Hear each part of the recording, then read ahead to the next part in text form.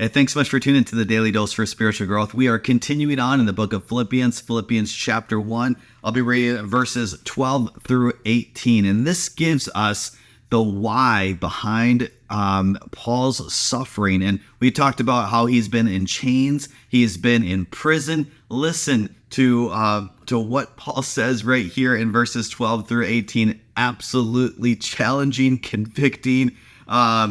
Oh my goodness. It's encouraging as well, knowing that our suffering, and there is purpose in it. There's the pain, yes, we will experience the loss, the grief, yes, but there is purpose in it. There can be gain because of it. Listen to verses 12 through 18. It says this: "Now I want you to know, brothers and sisters, that what has happened to me has actually served to advance the gospel." So again, that's Paul's focus. That is what he's called to do. And he's saying, hey, it may look like I'm not doing anything. It may look like this is the work of the enemy and I'm not being able to advance the gospel of Jesus Christ. I'm not able to do it. I'm stuck in prison. But listen to what he says here.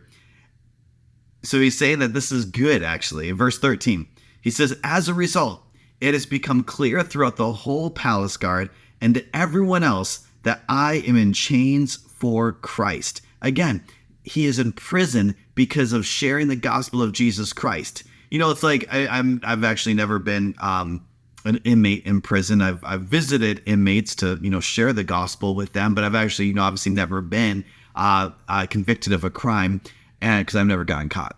Just kidding, just kidding. But I'm sure that the water cooler talk, or like the playground talk, the workroom talk is like, why are you here? What are you, what did you get convicted of?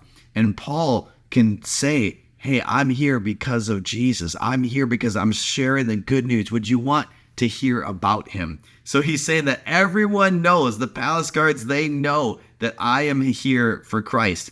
And verse 14, "And because of my chains, most of the brothers and sisters have become confident in the Lord and dare all the more to proclaim the gospel without fear." So Paul is leading by example. There was some fear of spreading the good news of Jesus Christ. And because of his example, people are like, you know what? Hey, I'm going to go all out. I'm going to share hey, if Paul is in prison for Jesus, I think I can do something too. Verse 15, "It is true that some preach Christ out of envy and rivalry, but others out of goodwill. The latter do so out of love, knowing that I'm put here for the defense of the gospel. The former preach Christ out of selfish ambition, not sincerely, supposing that they can stir up trouble for me while I'm in chains." So what's Paul saying there? He's getting rumors. He's getting this news that's coming in. Again, he is there because of spreading the good news of Jesus Christ. And what he's hearing other people do is that they're sharing the gospel of Jesus Christ, but doing it out of selfish gain, out of to gain notoriety, to gain being famous, to gain riches. I don't know, but what Paul is saying there, he's like, hey, this could stir up some anger in me. This could stir up some bitterness. Like, here I am actually having a good heart, a pure motive, and I'm sit here in chains, and other people in an impure motive can be out there free. Listen to his response. Absolutely remarkable. And this is my prayer for myself as well, that I would have this same attitude. He says this, "But what does it matter? The important thing is that in every way, whether from false motive or true, Christ is being preached. And because of this, I rejoice. Yes, I will continue to rejoice." That is absolutely like mic drop moment right there for Paul. He doesn't care. His circumstances aren't affecting his joy, aren't affecting.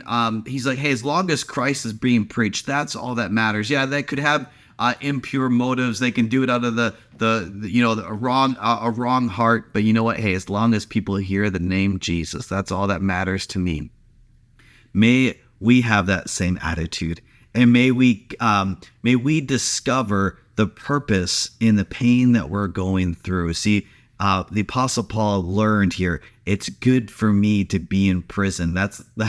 you don't really hear that often at all.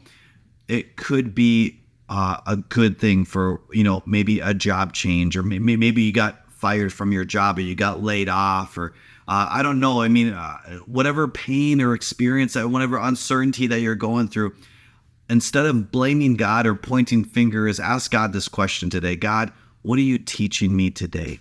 God, I want to be brighter. I want to shine for you brighter. God, I want to live for you more confidently. God, would you teach me? Would you help me through this difficult circumstance that I'm facing today? And may God speak to you clearly, and may you be in tune to his voice today. Hey, thanks so much for tuning in. Make sure you tune in tomorrow for the Daily Dose for Spiritual Growth.